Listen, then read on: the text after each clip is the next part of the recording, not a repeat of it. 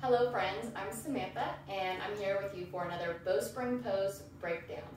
Today's pose we're going to be working on the cross ankle squat, which can be done as a balance pose on one leg. I'll also show you how to do it in a chair so that you can practice it at any time of day.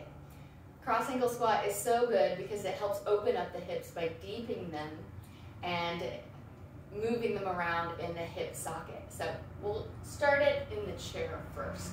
All right, so come to a mindful seated position and untuck your gluteal flesh and all the fascia from underneath you so that you could have that inward curve of the low back and find a full expression of radiant heart.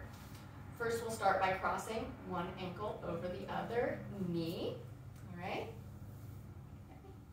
And just giving a second to warm up. I'll take the flesh of the calf and rotate it down and forward with my hand. So it's going forward, and as I do so, these toes begin to point more towards the floor. And I could also reach down and give it a rainbow or foot taco. And this ankle is flexed. I don't want it to be pointed. I can flex it and even push it into the opposite knee for a little resistance. So we always want to give ourselves the help when we can get it.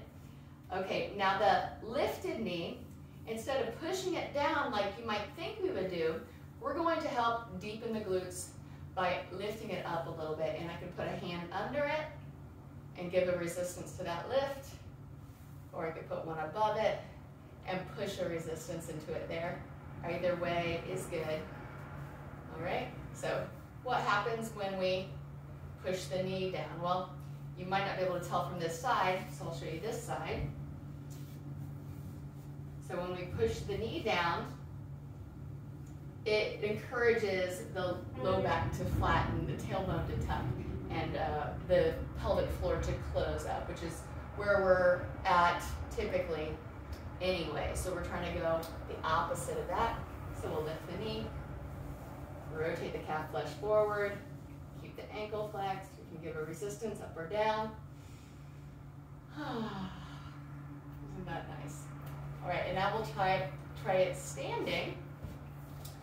Standing, you can put a hand on a wall. If you're going to use a wall, I recommend reaching your arm out straight and long. All right, and when you pick up the foot, of course, dig, drag to pick it up. Keep your ankle hollow when you pick it up, and then cross ankle squat. Push the knee as you're placing the ankle. Okay, bring your hands to the calf flesh and rotate it forward just as we did in the chair. And then allow the lifted knee to lift up a little bit more to open your sits bones wide. Okay, you can stay here, or you can take a V vector and then really feel your radiant heart lift. And then I'll switch sides. I'll show you from the front. All right, so cross ankle squat, dig, drag, lift. Keep your ankle hollow like you're balancing a hacky sack, right?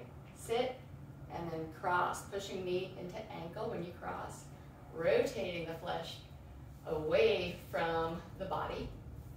Ankles flexed, and then knee lifts more up towards the midline. My sits bones are open, central channel's open, pelvic floor is open, and then I'll reach it up high for a victory stance. Thank you for watching today. If you have any questions, please let me know or leave it in the comments. Thank you.